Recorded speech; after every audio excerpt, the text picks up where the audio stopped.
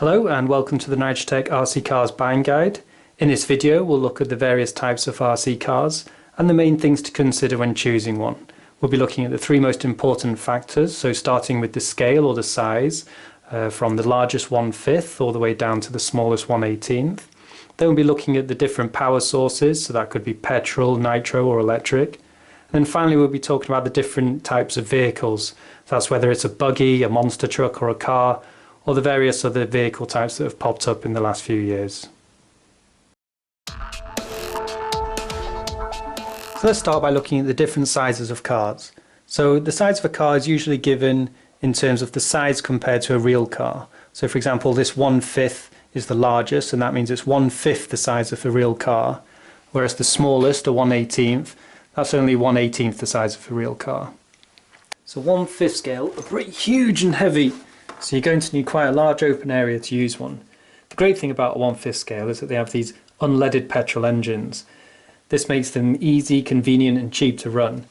You can just buy normal petrol from the petrol station and mix it with a little two-stroke oil, which is also available from the petrol station, and you're good to go. Another feature of a 1/5 is that it has this nice big ground clearance. If you compare it to the 1/8, which is the next scale down, you'll see there is a substantial difference, so you'll be able to use them on rougher terrain. As the models are larger, the parts are also chunkier, so 1/5 models in general are less prone to breakages. Next is 1/8 models. This is the scale used for high-level national racing. They have big nitro engines or electric motors, which actually makes them usually faster than the 1/5 models. The models are highly configurable, so they're great if you want a model you can tinker with and upgrade. Then there's the 1/10 scale. This is the most popular scale, as the models are low priced but still very fast. The engine or motor will not be as powerful as a 1/8 scale, but the cars are lighter, so as I said, still very fast. 1/16 scale models are perfect if you want a car you can use in small areas like small back gardens. The smaller size makes them easier to transport and also makes them cheaper. Again, the engine or motor will be smaller, but they are light, so you're still going to get high speeds. And then finally we have the 1/18 models. Currently these are available in electric versions only. As you can see, they are small and light, so perfect entry-level cars for younger children or people just looking for a fun car that they can even use indoors. Don't confuse them with toy shop cars though. Although the prices are low, they still have hobby-grade features like differentials, servos and servo savers.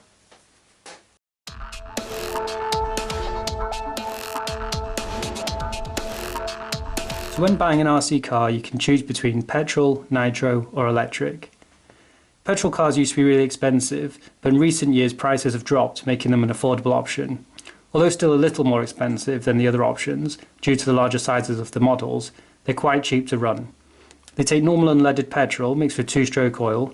Both of these are available at petrol stations, so as well as being cheap to run, they're convenient. The petrol engines give off lots of noise, which adds to the excitement and realism of racing them. They have these big fuel tanks, so they also have the longest run times. And when they run out, you can just fill them up, again, without having to wait for any batteries to recharge. Nitro RC cars are all about high-speed racing. The engines run on a special nitro model fuel, which is available from our site or most model shops. This nitro fuel gives the nitro cars an incredible power-to-weight ratio, making them very fast indeed, even faster in fact than the petrol-powered ones. You'll also need one of these glow starters. These are used to ignite the engine when starting.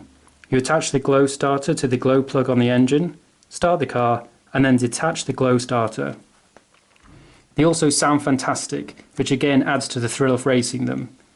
And when they run out of fuel, you can just refill and continue racing. One thing to note with nitro cars is that the engines may require a little fine-tuning using these tuning screws. So if you're new to the hobby, you need a little patience while learning. But if you watch our nitro starting video, you should get the hang of it quickly, and then you'll be racing and enjoying nitro car racing in no time. Finally, there's the electric cars. These cars are easy to use. Just charge the battery pack and go.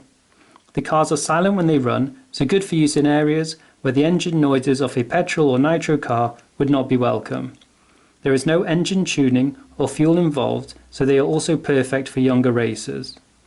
In the electric car category, you'll find brushed and brushless types. This just refers to how the motor is built. So this is a brushed motor, which is usually paired to a nickel metal hydride battery. And this is a brushless motor, which is usually paired to a lithium polymer battery.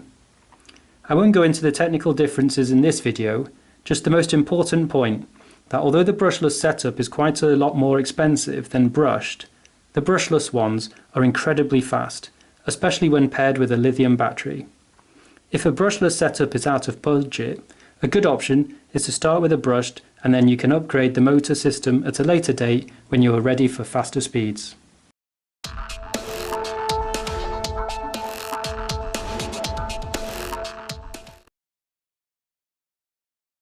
The different types of vehicles are really self-explanatory.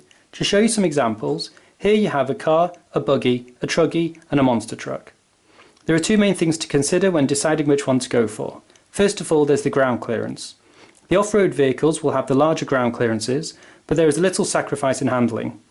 An on-road vehicle like this will perform better around corners, but will perform poorly on grass, so you need to decide where you're going to use your model and then choose accordingly. The other thing to consider, which is not quite as obvious, is that different vehicle types will have different gearing. If you think of a bicycle or a real car, they have multiple gears, and you'll use lower gears for getting up steep hills, for example, and then higher gears for when you want to drive at higher speeds. A radio control car will only have 1 or 2 gears, so they must be built with gearing to match their function. So even if you had the exact same engine in a monster truck and a car, in a straight line on a flat surface, the car will be a little faster as it's geared for speed compared to the truck, which is geared for power for getting over rough terrains.